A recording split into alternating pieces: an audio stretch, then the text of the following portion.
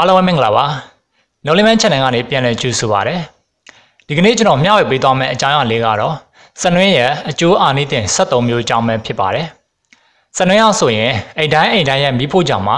အမြဲမပြတ်ရှိနေတဲ့ဟင်းခတ်မှုတစ်ခုဖြစ်ပြီးတော့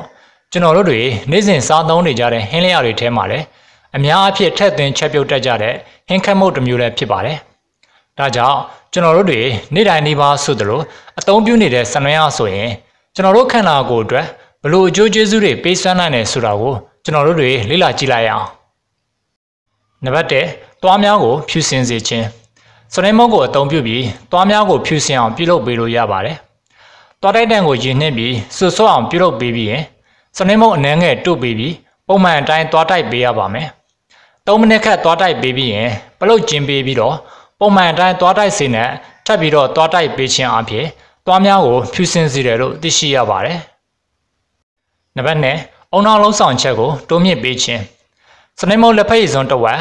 ရုတ်ကောင်မုတ်လက်ဖက်ရည်စွန်းတစ်ဝက်နဲ့ပါပါလှီးထားတဲ့တံမြာသီးတစ်ကွင်းတို့ကိုရေနဲ့ရောဆက်ပြီးတောက်တုံပေးခြင်းအပြင်စိတ်ကိုကြည်လင်စေပြီးတော့အုံနောက်လုံးဆောင်ချက်ကိုလည်းတိုးမြင့်ပေးနိုင်တယ်လို့သိရှိရပါတယ်။ဒီနေ့တိုင်းတစ်နေ့ကိုတစ်ချိန်တောက်တုံပေးနိုင်ပြီးတော့အစာရောဂါရှိသူတွေအတွက်တော့မသိတော့ဘူးလို့သတိပေးထားပါတယ်။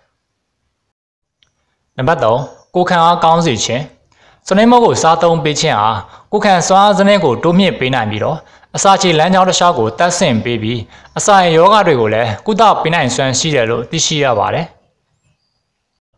နံပါတ်4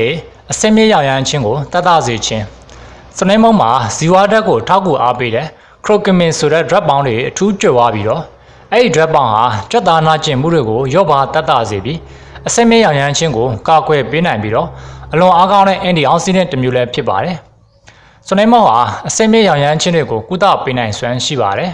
။ပြုလုပ်နည်းလေးကတော့စနွင်းမုတ်လက်ဖက်ရည်စွန်းတစ်စွန်း၊ပြားရည်လက်ဖက်ရည်စွန်းတစ်စွန်းနဲ့ထူးချေထားတဲ့ကြက်သွန်ဖြူ2မွှာ3မွှာလောက်ကိုရောဆက်ပေးပြီ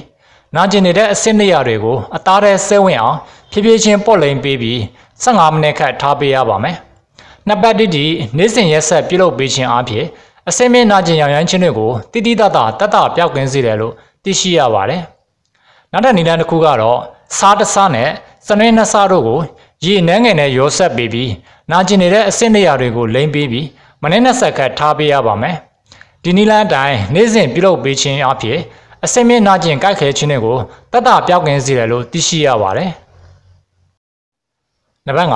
အသားရည်လှပစေခြင်းစနွင်းမုတ်ဟာအသားရည်ကိုကြည်လင်တောက်ပစေပြီးတော့အသားရောင်မညညာခြင်းတွေကိုလည်းရော့ပါတတ်တာစေပါတယ်။စနွင်းမုတ်ရှားဆောင်လက်ပတ်ကျဲ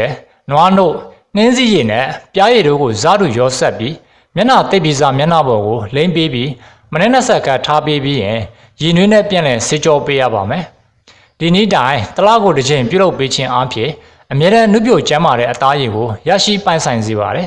။နောက်တဲ့နည်းလမ်းတစ်ခုကတော့စနွင်းမုတ်လက်ဖက်ရည်စွန်းတစ်စွန်းနဲ့ကျုပ်အကရည်တို့ကိုရောမွေပေးပြီးဝါကုန်းစလေးကိုအသုံးပြုပြီးမျက်နှာအနှံ့3လိမ်ပေးပြီးရင်မိနစ်20ခန့်ထားပေးပြီးမျက်နှာတစ်ပေးခြင်းဖြင့်အသားရည်ကိုဝင်းဝဆူပြေစေပါတယ်။နောက်ထပ်နည်းလမ်းတစ်ခုကလည်းစနွင်းမုတ်လက်ဖက်ရည်စွန်းတစ်စွန်းနဲ့နွားနို့ကိုဇာတူရောဆက်ပြီးမျက်နှာတစ်ပြီးတဲ့မျက်နှာပေါ်မှာလိမ်ပေးပြီးရင်မိနစ်20ခန့်ထားပေးပြီးကြက်သီးနွေးရည်နဲ့ပြန်လည်ဆေးကြောပေးရပါမယ်။ဒီနည်းလမ်းအတိုင်းတစ်လကိုတစ်ချိန်ပြုလုပ်ပေးခြင်းဖြင့်အသားရည်ကိုတဘာဝအတိုင်းကြည်လင်တောက်ပစေတယ်လို့သိရှိရပါတယ်။နံပါတ်6ကင်ဆာရောဂါကိုကာကွယ်ပေးခြင်းစနွင်းမုတ်မှာပါဝင်တဲ့ခရစ်ကမင်ဓာတ်ပေါင်းဟာ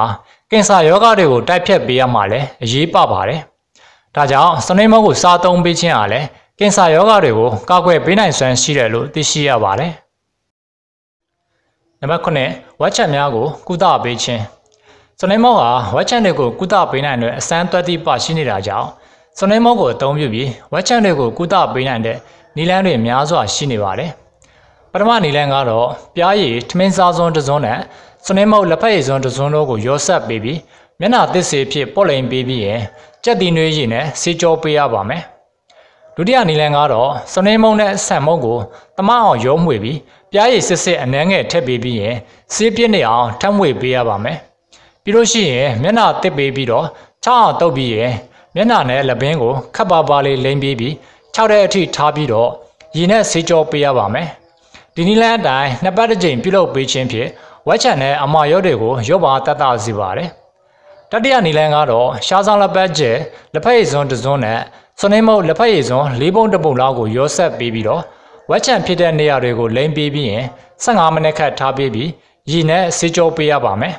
ဒီနီလန်အတိုင်းတစ်ပတ်ကို3ချိန်ခန့်ပြုလုပ်ပေးခြင်းဖြင့်ဝက်ချန်တွေကိုတက်တာပြောက်ကင်းစေတယ်လို့သိရှိရပါတယ်နံပါတ်၈မျက်ကွင်းညို့ခြင်းကိုတက်တာစေခြင်းစွန်နေမုတ်လက်ဖက်ရည်စွန်းတစ်စွန်းကိုရှားဆောင်လက်ပတ်ကျဲထမင်းစားစွန်းတစ်စွန်းနဲ့ရောဆက်ပြီးမျက်စိတစ်ဝိုက်မှာလိမ့်ပေးခြင်းဖြင့်မျက်စိတစ်ဝိုက်အရေးကြောင်းများဖြစ်ပေါ်ခြင်းကိုတက်တာစေတဲ့အပြင်မျက်ကွင်းညို့ခြင်းကိုလည်းတက်တာစေပါတယ်ကျွန်တော်ရဲ့ channel လေးကို subscribe မလုပ်ရသေးဘူးဆိုရင် subscribe ဆိုတဲ့အနည်းအောင်ဘတ်တန်လေးကိုနှိပ်သွားပေးကြဖို့လည်းတောင်းဆိုပါတယ်ဗီဒီယိုအသစ်တင်တိုင်းအချိန်နဲ့တပြေးညီသိရှိဖို့အတွက်ဘေးနားက note ခေါင်းလောင်းလေးကိုလည်းနှိပ်ထားပေးလို့ရပါတယ်နံပါတ်9ပေါက်ပြောက်စေခြင်းစွန်နေမောက်ဟာဘောက်လို့မှုတွေကြောင့်ဖြစ်တတ်တဲ့ဥယျာဉ်ပြား6သိခြင်းကိုလည်းပျောက်ကင်းစေပါတယ်ပြုလုပ်နည်းလေးကတော့စွန်နေမောက်လက်ဖက်ရည်စွန်းတစ်စွန်းနဲ့အုံးစီသို့မဟုတ်တန်လွင်စီထမင်းစားစွန်း2စွန်းတို့ကိုရောဆက်ပေးပြီးဥယျာဉ်ပြားအနှံ့လိမ့်ပေးပြီးရင်မနဲ့အနှံ့ငယ်ထားပေးပြီးတော့ရေစီးချပါမယ်ပြီးလို့ရှိရင်လျှော်နေကြခေါင်းလျှော်ရည်နဲ့ထမှန်ခေါင်းလျှော်ပေးခြင်းဖြင့်ပေါင်းများကိုတက်တာပြောက်ကင်းစေတယ်လို့သိရှိရပါတယ်နံပါတ်10စပင်တန်စီခြင်းစွန်နေမောက်ကိုအသုံးပြုပြီးစပင်းတွေကိုတန်ဆွမ်းအောင်ပြုလုပ်ပေးလို့ရပါတယ်။ပြုလုပ်နည်းလေးကတော့စွန်နေမောက်လက်ဖက်ရည်စွန်းတစ်စွန်းကိုဟင်းရွက်စီနဲ့တမအောင်ရုံးမှွေပြီးစပင်းအရင်ပန်းကိုတုပ်လိမ်ပေးပြီးမိနစ်30ခန့်ထားပေးပြီးရင်ရေဆေးချပါမယ်။ဒီနည်းလမ်းအတိုင်းတစ်လကိုတစ်ကြိမ်ကနေ3ကြိမ်အထိပြုလုပ်ပေးခြင်းအပြင်စပင်းတွေကိုတန်ဆွမ်းစေတယ်လို့သိရှိရပါတယ်။နံပါတ်7လက်ချောင်းနာခြင်းကိုတက်တာစေခြင်း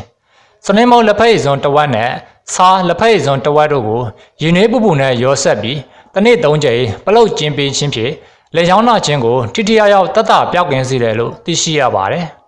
။နံပါတ်7ကိုလက်စတရောကိုရောကြားစေခြင်းစွန်နေမောက်ဟာခန္ဓာကိုယ်ထဲမှာရှိတဲ့မကောင်းတဲ့ကိုလက်စတရောတွေကိုရှော့ချပေးနိုင်တဲ့အာနိသင်ရှိတာကြောင့်စွန်နေမောက်ကိုရေနဲ့ရောပြီးတောက်သုံးပေးခြင်းဖြစ်လေကိုလက်စတရောတွေကိုရှော့ချပေးနိုင်တယ်လို့သိရှိရပါတယ်။နံပါတ်7အနာကျက်စေခြင်းစွန်နေမောက်ဟာအပူလောင်ခြင်းနဲ့ထိခိုက်ရှားနာတွေကိုအနာကျက်မြင့်စေပြီးတော့ရောင်ရမ်းမှုတွေကိုတတ်တာစေနိုင်တဲ့အာနိသင်ရှိပါတယ်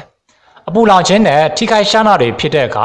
စွန်နေမောက်ကိုလိမ့်ပေးခြင်းဒါမှမဟုတ်စွန်နေမောက်လက်ဖက်ရည်စွန်းတစ်ဝက်ညအောင်ထောင်းထားတဲ့ဂျင်းလက်ဖက်ရည်စွန်းတစ်ဝက်နဲ့ရေနှဲငယ်တို့ကိုရောဆက်ပြီးလိမ့်ပေးခြင်းအဖြစ်လဲအနာကျက်မြင့်စေပြီးတော့ဒဏ်ရာတွေကိုတတ်တာပြောက်ကင်းစေနိုင်တယ်လို့သိရှိရပါတယ်ဒီကနေ့ကျွန်တော်မျှဝေပေးခဲ့တာကတော့စနွင်းရဲ့အကျိုးအာနိသင်73မျိုးကြောင်းပဲဖြစ်ပါတယ်ဒီဗီဒီယိုလေးကပရိသတ်တွေအတွက်အကျိုးရှိတယ်ဆိုရင် like share လေးလုပ်သွားပေးကြဖို့လည်းတောင်းဆိုပါတယ်ဒီဗီဒီယိုလေးကိုအဆုံးထိကြည့်ရှုပေးတဲ့အတွက်အထူးပင်ကျေးဇူးတင်ရှိပါတယ်နောက်ထပ်ဗီဒီယိုအသစ်တွေကိုလည်းထပ်မံကြည့်ရှုအားပေးကြပါအောင်လို့တောင်းဆိုပါတယ်အားလုံးပဲစိတ်ရည်ချမ်းသာခြင်းကိုယ်ရည်ကျန်းမာခြင်းနဲ့ပြည့်စုံကြပါစေလို့ဆုတောင်းရင်းနဲ့ဒီဗီဒီယိုလေးကိုဒီမှာပဲအဆုံးသတ်လိုက်ရပါတယ်